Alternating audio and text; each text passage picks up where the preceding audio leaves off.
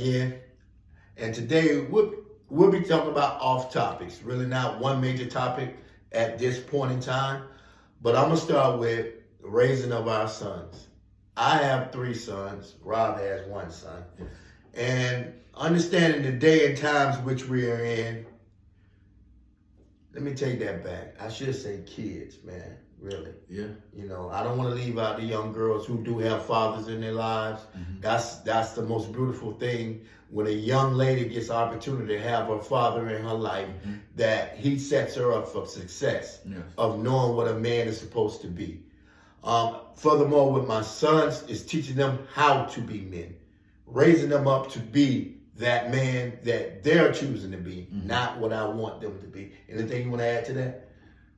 So I got three kids, two daughters, well, five together, three biological and two that I came in with from different dads.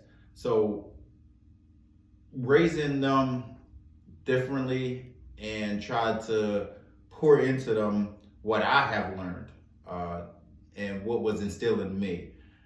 Came from a single family home, single parent home. My mother raised me, had my uncles and stuff in my life. But honestly, what helped me move along in my life was actually sports. And I be feeling like because that helped me, I'm using that with my kids now. So playing sports actually gives you an analogy to help them in certain situations? Yes. Okay. Meaning that the foundation of hard work, the foundation of discipline, the foundation of team player, the foundation of listening and following direction from somebody else that's a totally different outside of your family structure to help you win a game or help you win, get ready or prepare for a battle against another team. And that's the same thing with my kids. It's like I'm trying to show them things that help me to help them, so they don't have to keep making the same mistakes that I did or what I have went through. Well, I've learned with sons, you got girls. Got two girls and two boys, or three girls, two boys. With my sons, it's because of my rough upbringing. I shouldn't say rough. Let's just say I had some challenges in my early years of life.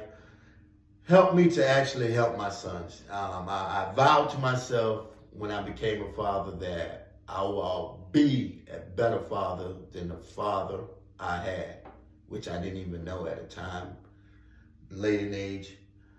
But So would you call that trauma? Because I experienced the same thing. Yeah, it was trauma, but I didn't know it was trauma. Gotcha. How can you miss something you don't have? Gotcha. Even though there was a male in the house, there wasn't a male in the house.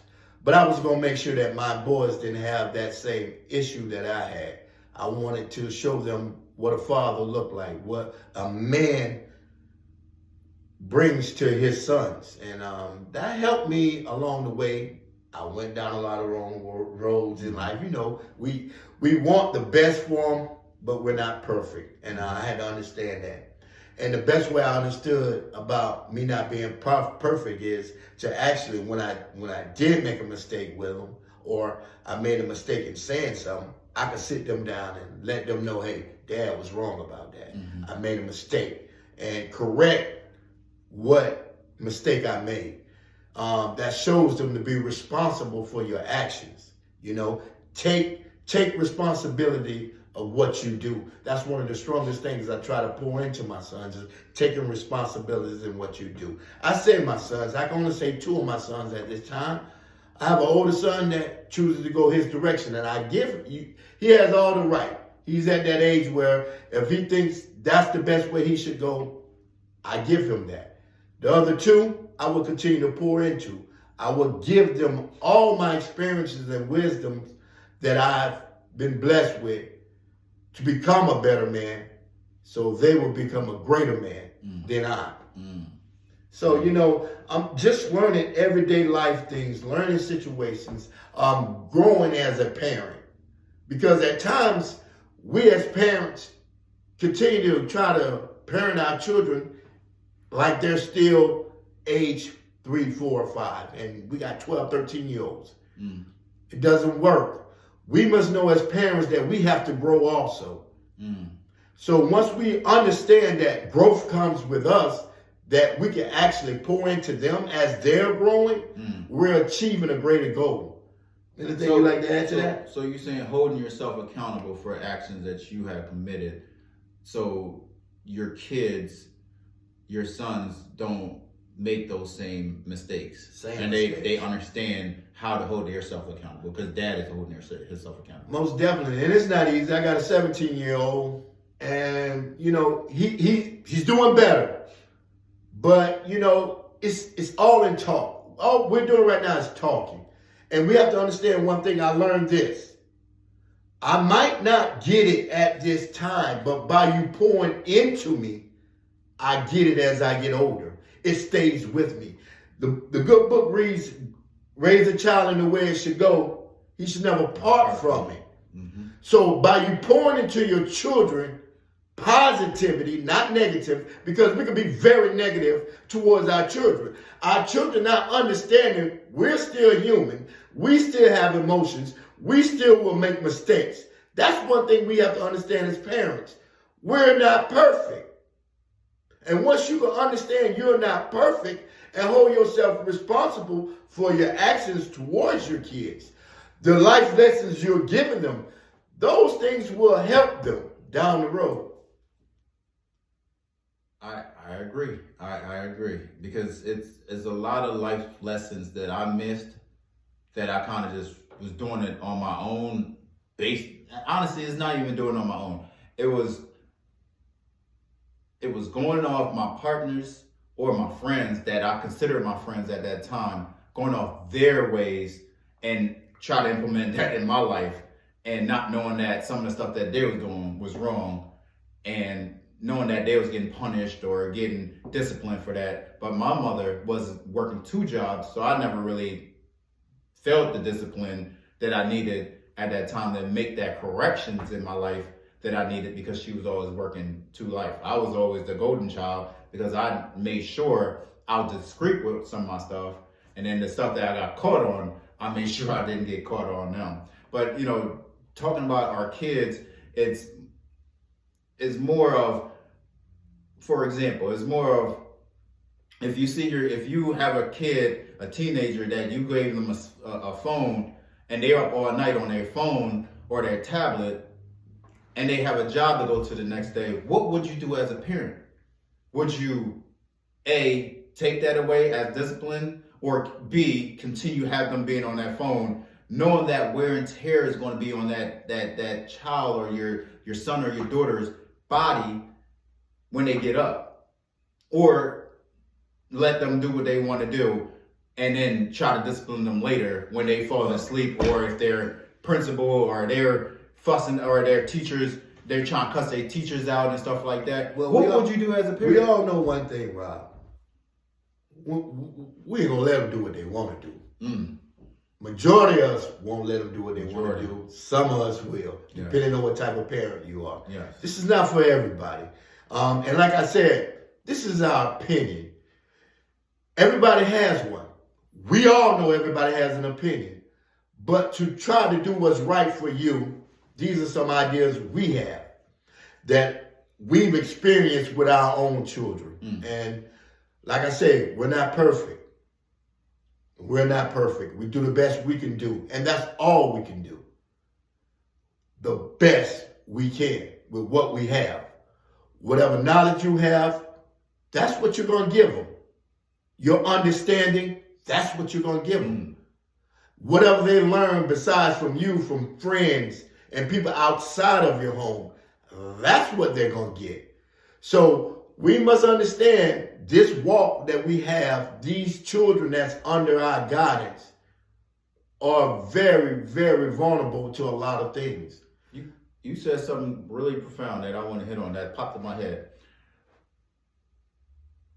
who was our first teacher before you go to school? Us as parents. Our parents are our first teacher. Yes, yes. Right? Right. Who becomes our second teacher? Our friends. Ah, most definitely. Our friends become our second teacher because you're going to pick up certain habits and good or bad from them that helps teaches you because you want as a child you want to fit in, you want to feel a part, you want to be accepted. You want to be accepted right, into right. their culture, that friendship. And then third, it becomes your teachers that you go to school to get that education from. That becomes your third teacher. So, well, let me back up. The fourth teacher is family and friends that's going to be around, like your cousins, your grandparents, your aunts and uncles. Those are the third teachers. Then the fourth is when they actually go off to school. They become the fourth teacher. So, in between those 2 and 4, how do you, as a parent, the number one, be engaged with that daughter or that son to make them better? Because as we say, we fell short a lot because my mom was my first teacher. I learned but so much because she was a teenage mom. She, as Van said, she only knew what she knew. And when we're trapped into knowing what we only know, that's what we're only going to feed our offsprings. And then guess what? Next, if my mom was working 2 or 3 jobs, guess who I'm going to next to go learn? My friends that's around my neighborhood, my neighbor that's there or in my community that I could go out and play football with, play basketball with, or any sports, or the girls go play as you used to do, play double dutch, play whatever it is. Now these days it's social media. That's going to be a whole different topic for y'all later. Yeah, I'm lost on that. So, I'm lost on social media. we coming later with the social media, but we are right there. But and then you go to 3 about grandmom, aunts, uncles, and stuff like that. They gonna be teaching you because they teaching you what they know. And then the teachers, guess what the teachers do? The community, the school, they're teaching you what they know, what's written in the books from somebody else's experience. So we go through all this circle of coming back to number 1, the parent. Who is the bad guy? We're the bad guy. We the bad guy. We have to set the rules. And the rules that we set must be applied to those things they don't like. I just had to understand one thing. It's not easy. It's not easy. There's no one way to parent. Because we're all different individuals coming up in different households. So we get different upbringings. When you have 2 people coming together as husband and wife, boyfriend or girlfriend, however you want to put it today, you have 2 different people coming together trying to raise other people. But check this. You got people who's from Europe. They got different perspective of how to raise a kid. You got people from the islands. They got different perspective of raising their kids. You got people in America on the East Coast got different perspective. You got your southern people that from down south. Then you got your Midwest, and then you got your West Coast. So we got all this different ways, different styles of trying to raise your kids, different language barriers, different accents, different choice of foods, all that culture stuff that we're trying to make. And then when we come around others that's from somewhere else, that's why that one thing we're going to talk about a lot, folks. And we said from opinions, perspective, go out, venture out, leave your comfort zone, go travel somewhere else. I've been a lot of places up and down the East Coast, a lot of places that I have traveled to, and I've seen a lot of stuff. That's why our minds are so open because we've seen different perspectives, different walks of life. You said something important. Open-minded. Yes. Some would disagree, but you must be open-minded in order to raise children. Oh, yes. I came in an era where a child was seen and not heard. Child didn't have opportunity to speak. Closed-mindedness, old school way of doing things. And I had to learn you have to open your mind to engage your children, to understand their point of views, and really look at what they are saying and what they are thinking. I think as parents, we don't really give our children that respect. I don't know if that's the right word, of who they are as an individual. Mm-hmm. We just see them as our kids, not as an individual. So there's a lot of things that we can do different each and every day.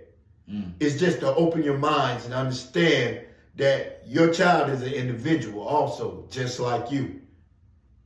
But they need you at the end of the day to be successful in life. Success. It's not always about money or status. I just want to say that. It's not always about money and status. But the success of your child is where they're content at in their lives, what they learn from you, what they gather from their parents, and that you pour love into them. You pour the love that you have. That's the most important thing I learned.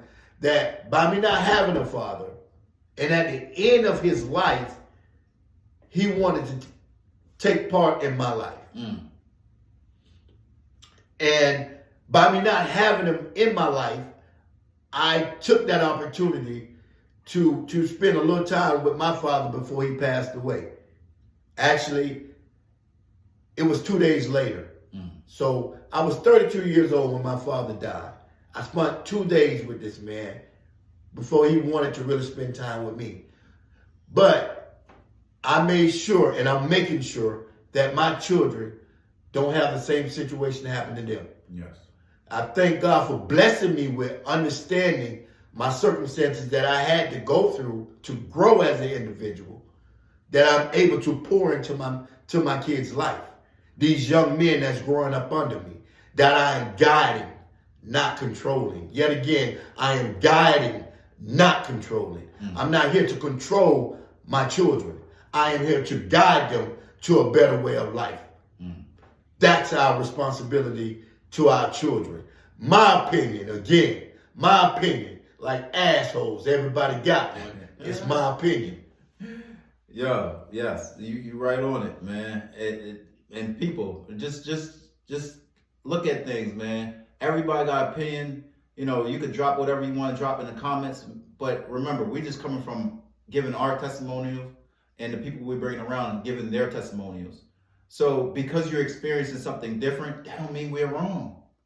Who said we're wrong? Who said you're right? Who said you're wrong? Because somebody else go carry their life different? Just because I'm raising my kids different from you? Just because I want to do this different from how you do things different with your daughter or your son, that don't mean I'm wrong. That means that's just the way I feel comfortable doing that with them. I just sometimes just when I'm around different people who got kids. For example, I had brought my daughter to she played flag football at the YMCA. She scored a touchdown. I forgot to tell you that. Yeah, she scored a little okay. touchdown. She was out. But so she was so excited. She ran towards the little touchdown area, came around, slipped and fell. And I critiqued the slip and fall part. The lady that was sitting like a bleacher over, she was like, "Oh, she scored a touchdown though." Ma'am, I don't want you to let me know. I know that part. She skinned up her elbow. I'm trying to teach her how not to skin up her elbow. Right. Then I'll teach her about the celebration part. Why can't I be right in my perspective on how I view it, and you be right in your perspective? You don't need to tell me anything. I'm okay. If you okay saying something, that's fine. I'm not going to come back at you, but don't look at me in the side eye, bro, because the way I want to do that. It's people's expectations, man. Let's get this right. It's expectation of others of a controlling manner. Okay? And we can let go of the expectations from other people and the controlness that we have, because I feel everybody on this earth have a control issue. Yeah. We want people to do what we want them to do, not understanding we don't want to be controlled. We must understand this doesn't work. Like we said, opinions. Everybody have one. You gonna have one. I might not agree with it. Don't make you a bad person. Exactly. You have your opinion. Exactly. Whether I like it or not, it's your opinion. And at the end of the day, I like to say, you have a choice with your opinion. Yes. So you choose what's right for you. All we're here to do is give opinions, our perspective. You might think it's wrong, or somebody might think it's right. Who cares? That's all it is. A perspective and an opinion. So at this point, we'd like to say thank y'all for viewing. Once again, we have different topics we're going to definitely discuss. We have one topic that video we're going to drop about. We had a meet up with a couple of our partners, or our brothers basically, and we actually had a discussion about marriage. So we're going to drop that, view it. It was a great discussion coming from 6 different men, 6 different point of views, 6 different, marriages, from divorce to remarriage, from kids. It was all that in there. So please view that. And once again, Van and I, we're definitely gonna do our best with this channel. And once again, most of our stuff is straight coming off the top. It's nothing scripted. We're just here just to talk, have a good conversation with y'all, and hopefully we could touch some people. Hopefully we could meet some people along our way that we could pour back into, because we are here to service others. And it's a lot of people that's broken and hurt out there at this time. And we understand that, especially if we do go. We'll talk more about our biblical background, but we are in, as a lot of people say, in the end times. And in the end times, as the Bible says, we have to identify these people who's going through these broken times. And YouTube gives us the platform to do so, and that's all we want to do, is just go out and do it. And hopefully this hit on with a lot of people. Well, I like to add to, this is what Breaking Bread is about. It's breaking bread. I'm breaking bread with you right now. Giving my opinions, you're going to give me your comments. No doubt. I believe you're going to give me a comment. But I just want to say, at the end of the day, every day God gives you life. At the end of that day, you have the right to choose whatsoever it's going to be. Amen. I have a right to decide whether I want to choose whatever for my life. We all have choice. That's one thing that's great about the Most High. Mm-hmm. You have a choice in life. Mm-hmm. Nobody makes you do nothing you want to do. Nope. So by me saying that, Ed, is may the Most High bless you, and may you seek Him for your choices in your life. And you guys have a great day. Peace and blessings. Peace and blessings.